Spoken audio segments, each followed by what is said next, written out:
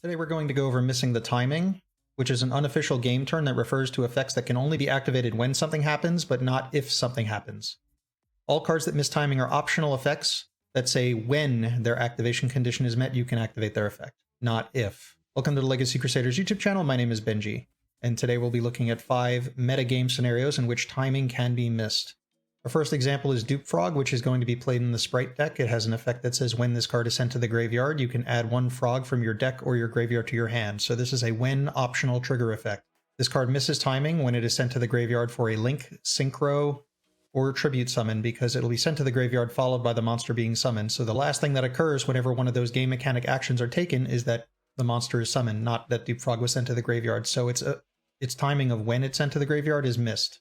If your Dupe Frog is sent to the graveyard as the cost for Totally Awesome's effect to negate the activation of your opponent's monster, spell, or trap card, it will also miss timing, because no matter what part of the chain that you use Totally Awesome, you're sending Dupe Frog as cost. So when the chain resolves, whatever chain link 1 is, the last thing that happened will not be that Dupe Frog was sent to the graveyard. The most likely scenario in which you'll be able to activate the effect of Dupe Frog if it's destroyed by battle with a monster that's bigger than it, such as Baron de Fleur.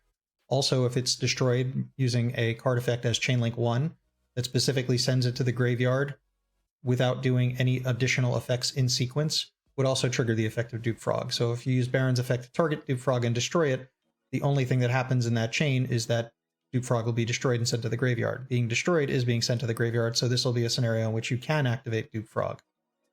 Dupe Frog misses timing whenever a card has an effect that does multiple things in sequence, and the last one is not destroying Dupe Frog. This is even if the effect resolves as chain link 1. Normally, cards don't miss timing if the effect that makes their trigger condition occurs as chain link 1, with the exception if the card has multiple effects that resolve in sequence. For instance, if Nibiru the Primal Being is activated as chain link 1, Dupe Frog will miss timing. So assuming your opponent summoned several monsters during the turn and Dupe Frog is on their field, if you activate Nibiru, it'll tribute all the monsters on your field and then summon Nibiru. Now normally this would actually allow Dupe Frog to resolve, because the conjunction on Nibiru says, and if you do. So if you tribute all the monsters and if you do summon Nibiru, those things are considered to happen simultaneously. But it also has the conjunction then, which happens after the Nibiru is summoned. It says, then summon the token. So because the token is summoned last in the resolution of this chain link for chain link 1, Dupe Frog will miss its timing, because even though it was sent to the graveyard, the last thing that happened in this chain is that the Nibiru token was summoned. An effect that might come up is Visa Starfrost. If Visa Starfrost is used on a Dupe Frog, it'll destroy the Dupe Frog and then special summon itself, but both of those effects occur as of the conjunction of and if you do. The and if you do conjunction, even though both things clearly happen in sequence, they are considered to happen simultaneously. This is from the official Yu-Gi-Oh sources available. I'll link them in the description below. So if a Dupe Frog is sent to the graveyard by a card effect as chain link 1, and the effect says, and if you do, the sequenced effects are considered to occur simultaneously. Our next scenario is you want to activate Demise of the Land to activate Mystic Mine against your opponent.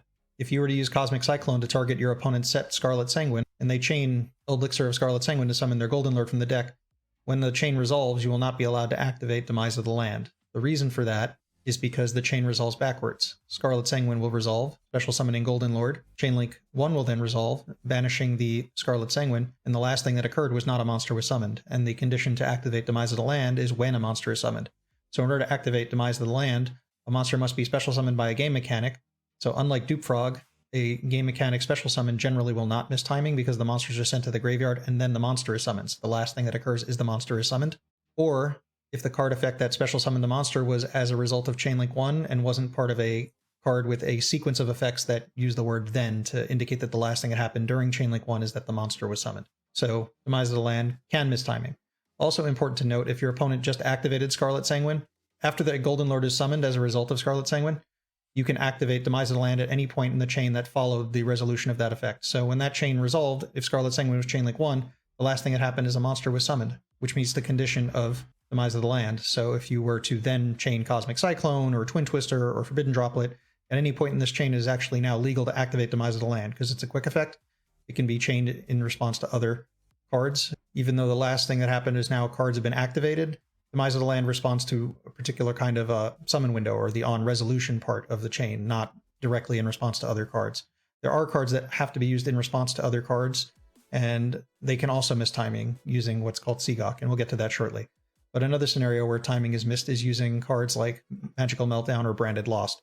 The important part is it says that also your opponent cannot activate cards or effects when a monster is fusion summoned this way. It says when. This means that this part of the effect can miss timing. So if you activate Cosmic Cyclone targeting your opponent's set branded in red, and they chain branded in red, and they summon Guardian Chimera. Guardian Chimera was summoned as a result of Chainlink 2. This is when it was summoned. It was not summoned as a result of Chainlink 1. Chainlink 1 will resolve. Cosmic Cyclone will resolve, banishing the branded in red. And then on the next chain, Guardian Chimera's trigger effect was met. It has an if effect. It was summoned. But because it was summoned as Chainlink 2, this is not the point in time where Guardian Chimera is summoned. It was summoned as a result of Chainlink 2, not as Chainlink 1. So you can actually respond to Guardian Chimera with a card like Forbidden Droplet. I've actually done this quite a few times this format. And every time my opponent summons a card in Chainlink 2, it's an argument. But they miss timing. The next scenario is an example of missing the timing via Seagok, or simultaneous effects go on chain.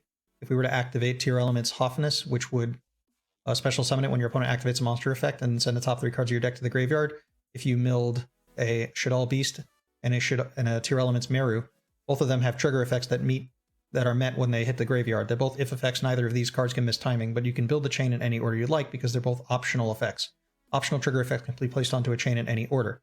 So if I were to activate Tier Element's Meru as Chainlink 1 and Shaddoll Beast as Chainlink 2, I would miss the timing to use a card that would negate the activation of Tier Element's Meru. Any card that negates activations or responds to a card that activates can miss timing. They're usually quick effects. They have to respond to chain links, which is a little different than the other cards we talked about earlier that either had trigger conditions or trigger effects. So quick effects can miss timing as well. It's just usually done via chain blocking. Chain blocking is not an official term, but the idea that these are when effects that based on what the last thing happened is that you can't activate them, they qualify as missing the timing by the definition of the last thing that occurred was not the thing you're allowed to activate these cards to. So that's why Ghost Bell is not as good as something like DD Crow for stopping the tier elements, because there's a chance that they're chain blocked, or you miss the timing to activate them because they've chosen their chain links in such a way where the last thing that happened is not the thing you're allowed to respond to. Quick effects always respond to the last thing, so it just doesn't feel like it's missing the timing, whereas the other cards, the thing happened, they just happened in like a weird position. That's exactly what's happening with quick effects in this scenario. And the last scenario is a battle-based scenario, so if I have Monk of the Tenyi on the board and I have Shaman of the Tenyi on the board, if I declare an attack with Monk of the Tenyi into an open board, this is the point in time when you'd have to activate the effect of Shaman of the Tenyi. So if my opponent activates the effect of Masquerade the Blazing Dragon in the graveyard to summon itself because my opponent controls an extra deck monster, a replay will occur. If I then re-choose my attack target with Monk of the Tenyi, I cannot actually activate the effect of Shaman of the Tenyi because this is a replay. This is not an attack declaration. You are not declaring an attack with a non-effect monster now. You are re-choosing the attack based on a replay. So the timing of Shaman of the Tenyi must be used on attack declaration. So if a replay occurs because a card is activated, you do not get another opportunity to activate the effect of Shaman of the Tenyi. So if an attack is declared and then a chain is activated and resolves, you continue the battle, but this is no longer the attack declaration window. So the timing is missed to activate this effect. If you have any complaints or comments on my thoughts of what missing the timing means, feel free to leave them in the comments. I will disagree with most of what you say. These are all scenarios where timing is missed. The cards cannot be activated. They're all when optional effects. If you want to hear about something else in the future, just leave a comment down below.